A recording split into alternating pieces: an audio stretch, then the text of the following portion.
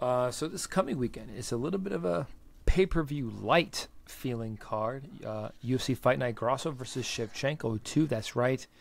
A title fight headlining a fight night. This event is also nicknamed Noche UFC in honor of Mexican Independence Day. Very, very cool. This fight night was supposed to feature quite a few more fighters of Mexican heritage or Mexican fighters than it did, but this card actually absolutely got gutted. Too many fights to even go down. Like, it was supposed to have Rachmanov versus Gastelum, totally fell out. Curtis versus Anthony Hernandez fell out. That fight completely just morphed into Kopylov versus Fremd. It's supposed to have D-Rod versus Ponzinibbio, gone. It's supposed to have Elise Reed versus Cynthia Calvillo, gone. Well, at least Reed's still on the card. She's fighting Lupi. Oh, she is? Because Lupi's fight right, Lupi was supposed to fight Sam Hughes. So thankfully they could at least put Reed and Lupi together to keep them on. Anyhow, what this fight has sort of settled upon, we're going to talk about, I believe, 5 of the fights on this card. Before we get into any of those, gentlemen, any fights or fighters that you want to quickly spotlight for our listeners? Yeah, we're taking a little bit of a random approach here because it's kind of a randomly organized card. They wanted to get the Mexican fighters on the main card, so we're not really doing the whole main card. So I'll mention a few of the main card fights that we're not doing. Fernando Padilla is fighting Kyle Nelson. Daniel Zellhuber is fighting Christos Yagos. Both of those, we kind of tried to pick and choose what to do here. But Padilla and Zellhuber, the two Mexican fighters, are both interesting guys who have certainly shown some talent. I think Zellhuber's probably got a tougher test with Yagos than Padilla necessarily does with Nelson. But I would definitely keep an eye on both of those guys. They can both be flashy. They can both be finishers, so it could be fun fights. And then the other one that we're not going to do, Omar will probably have something to say on this one too, is the Raul Rosas Jr. fight, who obviously got a bit exposed in his last one. He had a ton of hype prior to that, but he has kind of been handed a gimme here. Not to shit on Terrence Mitchell, that's not what I'm trying to do, but you would think he'll be able to kind of run through Terrence Mitchell, and that's the feature fight on this card. So look for Rosas to hopefully bounce back there. Mm-hmm. All right, anybody else? Not so much. Fernando Padilla is probably the one that I'm going to be looking forward to. He's relatively dexterous with his legs. I kind of like the way he fights in that sense. I think I still need to see more of his actual approach to the fight to kind of get a better sense of how he uses his skills. But he's definitely got some talent there. Okay, let's get into this. Tracy Cortez versus Jasmine Jasudavicius in the flyweight division. Tracy Cortez, the 29-year-old out of Phoenix, Arizona, 10-1 as a pro, 8 decisions, has not lost a fight since her very first pro fight back in 2017. She will be standing across from, once again, Jasmine. Or is it Jasmine or Jasmine? I'm confusing myself. Jasmine. Yeah. The 34-year-old out of Ontario, Canada, 9-2 as a pro. Very nice matchmaking right there. 6 decisions. Coming off back-to-back victories, both by decision. Most recently defeating Miranda Maverick back in June of this year. Omar, start us off. Give us your take and your pick of Cortez versus Jasudavicius. It's an interesting fight, man. Tracy Cortez hasn't been in the octagon for a little bit. The last time she was scheduled to do so, she ended up pulling out relatively last minute. It was at an event that the wife and I did end up going to, and of course I can't remember what the fuck it is. I think it was the July card because we went for International Fight Week in 2002. So I want to say it was for that, but I'm not 100% sure. But I do know that she didn't end up going to the event. And there was all that drama with Brian and all that stuff. So she's been out of the game for a little bit, and she was on a little bit of on a lot of a run as of late. So it'll be interesting to see exactly where she's at now on her comeback. And she's got a tall order with Jasudavicius, man. Jasudavicius is consistent, if nothing else. She knows how to win, and I think that's what makes the fight very interesting, because these are both women who are very good at finding a path to victory. Maybe not always the most exciting fights in general overall, right? But they're there to scrap. Tracy Cortez will definitely scrap with somebody and will definitely throw hands, and so will Jasudavicius. So I think it's going to be a fun fight. If I've got to go with a pick, I'll go with my girl Tracy Cortez here. I think she'll be able to squeak this one out. Like I said, it's a tall order. I wouldn't be surprised if the decision goes towards Jasudavicius, but I'll roll with Cortez here by UD. Mark? So very tight odds. Cortez is the favorite right now at -120. Jasudavicius is plus 100, so even money on her. 2 inches of height and 2.5 inches of reach for Jasmine. And this is a tough one to call. You know, we haven't seen Tracy Cortez in a while. As Omar said, she's not really fresh in the mind. Of course, she's only lost once in her whole career, and it was in her first pro fight. So, you know, you ignore that. She's been an undefeated fighter since she's really got things together. But, you know, you have Jasmine, who's clearly bigger. She just beat Miranda Maverick. She has been active. She's looked pretty solid of late. So it's a tough call, but I think I'm going to go ahead and trust Tracy here.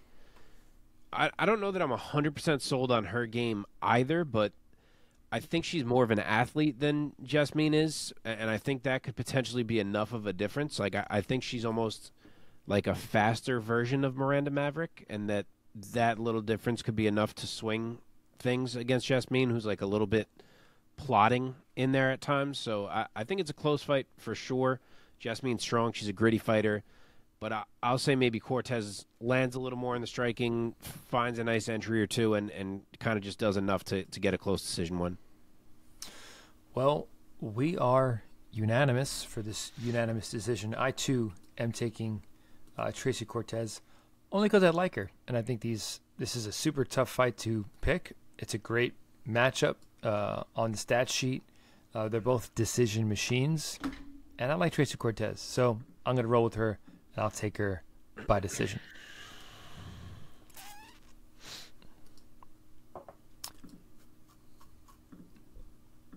Okay, in the middleweight division. Is this middleweight or light heavyweight bout? Mids. It is the mids. Okay, because Josh Fremd has fought at light heavy. We have Roman Kopylov taking on Josh Fremd. Now, this is the bout that started out as Shavkat Rakhmonov versus Kelvin Gastelum. Gastelum withdrew after breaking his face in training camp. Right? No, I'm sorry. This was Chris Curtis versus Fluffy Hernandez. Correct. Chris Curtis withdrew for breaking his rib and was replaced by Roman Kopylov. And in turn, Hernandez pulled out due to a torn ligament and was replaced by Josh Fremd. That's how these things happen. So, still should be a fun scrap, nonetheless, between two big boys, two big heavy hitters. We have Kopylov, the 32-year-old Russian. He's 11-2. By the way, this is actually a very nice piece of matchmaking in and of itself. Kopylov, 11-2. Of his 11 wins, 10 by knockout. After dropping his first 2 UFC bouts, he's now rattled off 3 wins in a row, all by finish. Josh Fremd, very similarly, 29 years old, out of Pennsylvania, 11-4 is his record, 8 finishes himself. And after dropping his first 2 UFC bouts, he now is riding a 2-fight win streak coming into this weekend. Most recently, getting a decision over Jamie Pickett. Mark, start us off this time. Give us your take and your pick for Kopylov versus Fremd. So despite the kind of similar resumes that Mike just laid out there, the odds are not very close. Roman Kopylov is -380, which may be a little bit much, but he's stringing together some knockouts, so I get it. Josh Fremd is +280 as the underdog. 4 inches of height for Fremd, which is kind of a lot, only 1 inch of reach. And I do think Josh Fremd has a well-rounded game that can give certain guys trouble. I just don't think that is the case in this matchup. I think he's a little too slow to make it work against Kopylov. I think Roman's going to be in and out, start picking Fremd apart as this fight goes on. He is looking increasingly dialed in and increasingly comfortable every time we've seen him lately. And I don't think Fremd is the man to change that. I really think Kopylov has it going right now, and I think he will find a finish at some point. I'll lean toward that it takes him a little bit, so I will say it's an early round 3 TKO for Roman Kopylov. Omar?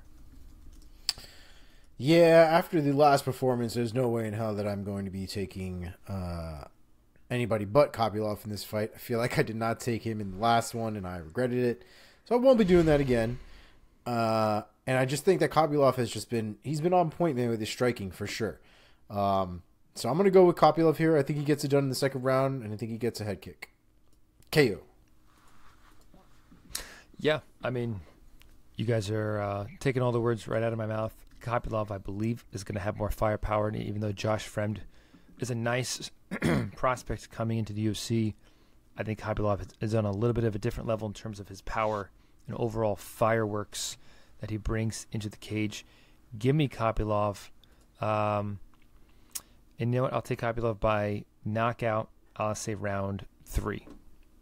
Maybe round 2. That's how I was feeling. That's why I said early round 3. I couldn't decide which one to take. Nice. Okay, here we go. Strawweight bout between Lupita Godinez and Elise Reed. Godinez, the 30-year-old out of Mexico, 10-3 as a pro, 8 decisions, riding a 2-fight win streak coming into this weekend over Cynthia Calvillo and Emily Ducati, whatever. Elise Reed, the 30-year-old out of Princeton, New Jersey, 7-3 as a pro, 5 decisions. Most recently, getting a decision over Jin Yun Frey.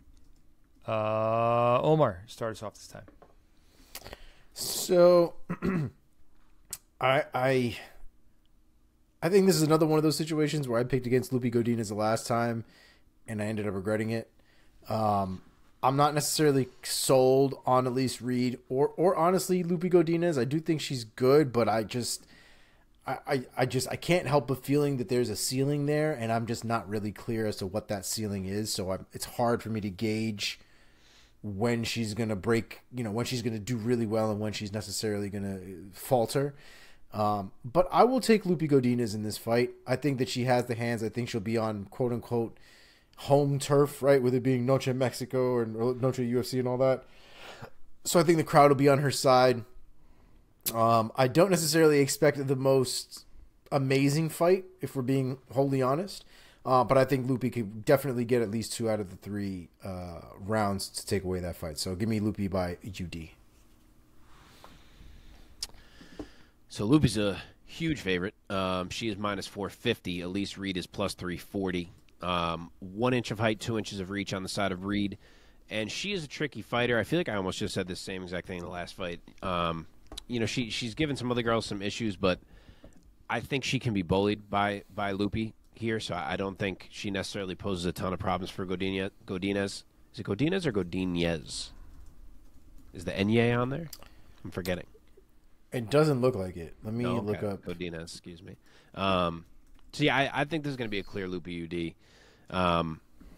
I think if she's willing to grapple, she can really bully Elise Reed here. However, she's not always willing to grapple. Sometimes you think Lupi will go in there and obviously grapple because that seems to be her route, and she'll just strike the whole fight. So I don't know, but even in the striking, I think the power of Lupi is much more than what's going to be coming back from Reed. So yeah, I think she can probably bully her a bit either way. So I will say it's a clear UD for Lupi. Yeah, man. Dude, listen. I'm not picking against Lupita Godinez at Noche UFC. It just ain't happening. Okay? I'll take Godinez by UD and agree with all of the excellent analysis that has just transpired on this show. Okay, here we go. Co-main is getting fun here, boys. Kevin Holland taking on Della Maddalena. What a fucking fight is this at 170 pounds? Kevin Trailblazer Holland is 30 years old, out of Fort Worth, Texas. His record stands at 25-9 with 1 no contest. Only 4 of his 25 wins has gone to the scorecards. So 21 finishes, 14 of them knockouts. He's riding a 2-fight win streak coming into this weekend at welterweight, knocking out Ponzinibbio and choking out Michael Chiesa in the first round this past July. He'll be standing across from another finisher, Jack Della Maddalena. Should have been on this past weekend's card because he's at Australia. He would have blown the roof off the place. 27 years old, out of Perth, Australia. 15-2 as a pro, with 13 finishes, 11 of those knockouts. Has not lost a fight. Oh, this is interesting. He lost his first 2 pro bouts, and he has gone undefeated since then. Hasn't lost a fight since 2016. Man, oh man, what a fight, what a matchup. Both these guys, it's going to be absolute fireworks. Do not blink for this one. Omar, start us off. Give us your take and your pick. Holland versus Della Maddalena. It's a real interesting fight, man. It's very different styles. I think there's 2 different levels of aggression there as well, and it's not to say that Kevin Holland is not aggressive, but there just seems to be that extra little something about Jack that just seems just a bit more intense when it comes to the way he throws his strikes, the way he closes distance, the way he shoots takedowns.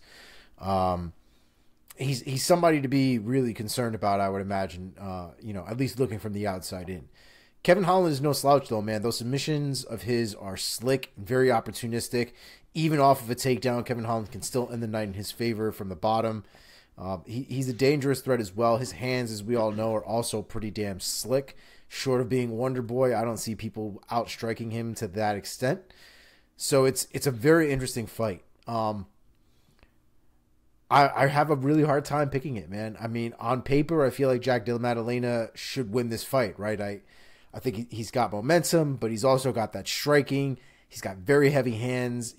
I think he's giving up height and reach, I would imagine. I'm sure we'll get into that with Mark. But I do think it's a taller order for Maddalena than I think a lot of people might be expecting or assuming that it is. And I think it's kind of the same in some respects for Kevin Holland as well. I think Maddalena is very good defensively, and I don't think he has as many openings as some other folks that Holland has fought have had. But I think it's going to be a lot of work for both of these guys to find an opening that works for them. And I expect this fight to be a lot closer by the end than maybe what people thought. So give me Jack Della Maddalena here. Oh, wow. I'm gonna take the pick there. I wouldn't be surprised if this ends up being a split decision, to be honest, something close and ridiculous where one of these rounds could have gone either way, probably will go either way. I wouldn't be surprised at all. But I'm going to go with Maddalena here by decision. I will go next. In the interest of keeping things a little more fair. I don't think this is going to go to the scorecards. I really don't. There's just too much firepower in this cage between these two guys. Dude, I'm going to go with Della Maddalena here. I think he's going to put a temporary stop on the Kevin Holland welterweight train once again. I like what you said. Yes, I kind of agree that, like, in terms of striking, short of Stephen Thompson, don't know if many guys are going to stand with Kevin Holland at welterweight, but except, in my opinion, for Jack Della Maddalena. So such great power and such great speed and hand speed in this division. I think this fight is going to stamp his ticket. Give me Jack Della Maddalena by knockout or TKO. Oh, man. I'll say round 2. I always say round 2. It just feels like the safest thing. I don't know why. Round 2. Only going to be his second knockout loss in Kevin Holland's career, but I'm going to roll with the guy who cracks out of Australia, Jack Della Maddalena. Mark? All right. Kevin Holland actually started as the betting favorite in this fight, and money has come in on Jack and flipped it. So Jack is minus 150. Oh, wow. Kevin Holland is plus 125 as the dog. To reference what Omar brought up about the stats, yes, Kevin Holland is going to be 4 inches taller, and he will have an 8-inch reach advantage in this fight, which is pretty damn huge. And I do not feel prepared at all to make a pick in this fight, so I would like you to just go to the next fight. Oh, okay. Yeah, man, I don't know. It's so hard. I could see myself flip-flop as we get closer to this fight. I really love both of these guys. I wish they weren't running into each other right now. Jack is unbelievable. I have thought that and drove that home on this show since he debuted. The talent is so obvious. I love his style.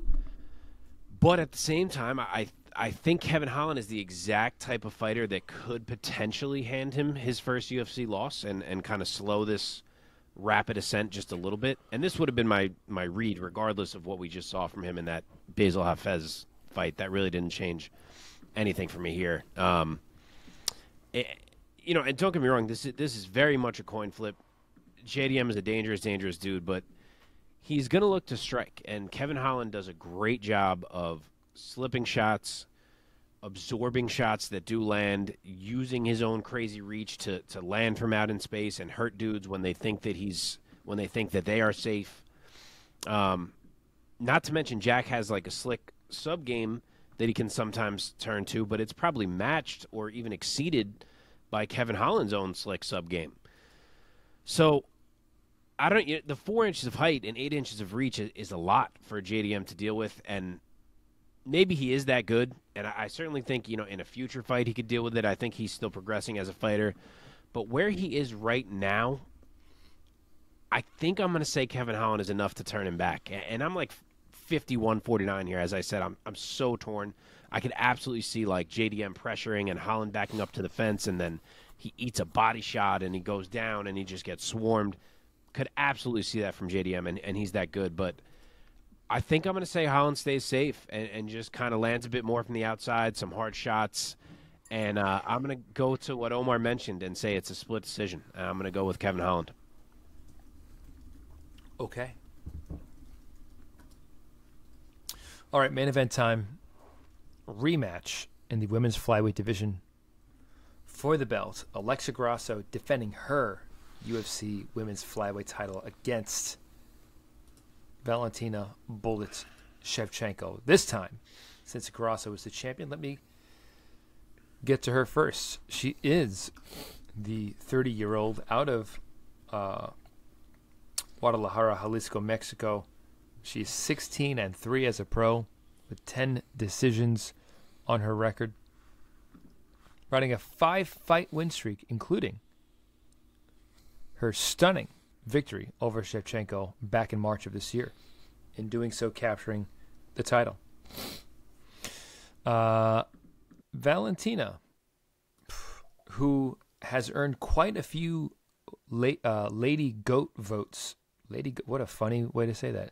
Lady Goat votes across her flyweight tenure, holding the belt for quite some time. She is the 35-year-old out of Kyrgyzstan. Her record stands today at 23-4 with 8 knockouts and 7 submissions to her name. Prior to that loss, wait a second. She was on a 9-fight win streak going into that title fight since losing that split decision to Amanda Nunes.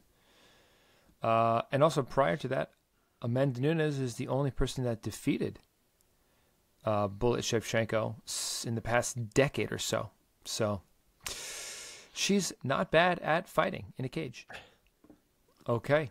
Mark, why don't you start us off? Give us the odds, your take, and your pick.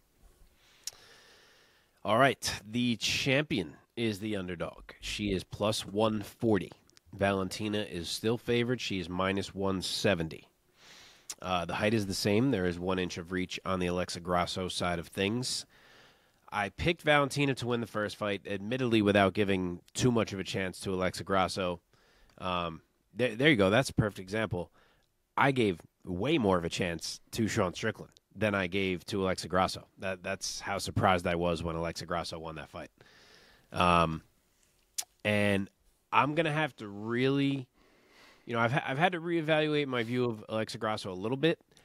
I'm going to have to really reevaluate it if she wins again, because I feel exactly the same going into this fight as I did going into the last. And that feeling is just that Alexa Grasso is obviously very talented and poses problems for Valentina with her boxing, but that I also think she's going to lose a clear decision. I still think Valentina's better, man. I think she can win the striking, especially now that she's been in there with Alexa and got to see it. I think the leg kicks and the kicks in general are going to be more of a factor for Valentina in this fight than they were in the first. And I still think if the striking is too competitive, that Valentina can still look to take this thing to the ground and win it there like she did in the first fight. And I know you say, what do you mean? She didn't win it in the first fight. She got choked out. But it was a freak finish that came out of nowhere. All of the actual grappling that happened prior to that was being won by Valentina. Don't forget, she won rounds 2 and 3 of that fight very clearly behind her grappling. So I think this fight's going to be more of the same, just without the crazy mistake and crazy finish. And, I don't want to say it's a mistake. I mean, it was unbelievable what Grasso did to get that finish. But I think this fight's going to kind of be more of the same, except without that, and with a little bit of improvement from Valentina in the striking exchanges. And I'm going to say she gets her belt back. Obviously she's getting older. You never know when the fall off happens with these fighters, but I'm not ready to assume that just yet. So I will say she gets the belt back by UD and sends the crowd home in a bad mood. Oh God, you're right about that. I agree. I mean, I'm going to pick Valentina until she retires. She's just that good, man. She's just that good. And I love her. I'm a big fan of her. She's one of my favorites to follow. And I agree that the finish that Grasso found, it seemed a little bit like she found the needle in the haystack of how she was going to win that fight. And she was losing up until that point. So I'm going to say that Valentina tightens up whatever she needs to tighten up. She's probably not going to throw a single spinning heel kick in this rematch. And I think she's going to sail to a UD victory. And new, once again, going back to Kyrgyzstan with the belt is Shevchenko. Omar, take us home. Omar, remind me quick, did you take Grasso the first time to become the champ? No, I did not. Okay, I couldn't remember if you did. I did not. I like Grasso a lot. I just thought that Valentina was a tall order, and I just didn't think that she could pull it off. I thought, just like any other fight, for the most part, she had, a puncher's chance in that sense, right? But I definitely didn't think she was going to win that fight. The one thing I will say about the end of that fight and kind of what we found out subsequently was, she approached that fight, I don't think, trying to be a better martial artist than Valentina Shevchenko. That would be like somebody trying to be a better wrestler than Kamaru Usman, having not wrestled their entire life like Kamaru Usman, right? That doesn't mean you can't win a fight against Kamaru Usman, right? And I think that that Grasso's approach, while Valentina has so many advantages in that fight from a skill standpoint and experience and all this stuff, I think Grasso trained for specific moments and specific opportunities for her to take advantage of. And I think when those opportunities showed themselves, I think she put it on 100%. And Valentina is known for throwing that spinning back kick. Like, known. Is not, it's like 100% that she will, at some point in a fight, throw that spinning back kick. So train to counter that spinning back kick. And that's exactly what she did. There's training videos of her having trained that specific sequence. In a real fight, things went a little more haywire than when you're training, obviously, but the sequence was relatively the same. And I don't think it was a fluke that she got that moment. I think she trained for those minute opportunities that are going to present themselves against somebody as great as Valentina. I think it would be dumb to try and beat Valentina at something that she's very good at. I say that having just come off of Sean Strickland beating Adesanya in a kickboxing fight, basically. But I do think that's Grasso's best approach, is to find those opportunities. And I think she did in the first fight. I think she'll continue to look for those opportunities in the second fight. I don't think Valentina can change her style enough at this point to stop what opportunities they might have been able to study for at this point. So I'm going to go Grasso here. I'm going to go with the underdog, and I'll go Grasso by 4th round submission. Again. Wow. Again. Submission. Wow. That would be crazy. If she has her number like that, that'd be nuts. Yeah. And she did win round 1 of the first fight. I don't want to act like she was down 3-0 because she was not. It's just that then she lost 2 and 3 and seemed like she was maybe losing 4, and then obviously everything changed. Yep. But I do remember all the shit in the comments. I don't remember if it might have only been a couple, but I remember getting shit that none of us picked Grasso, so I am fully prepared to get more shit if I am wrong again. But yeah, she sold me on that last fight, man, because like I said, it really didn't seem like she looked like she knew what her opportunities were, what her avenues to success were, and she fully embraced them and fully knew that she could beat Valentina in a fight. Just may not be the best fighter the way that Valentina kind of is. Yep. Yeah.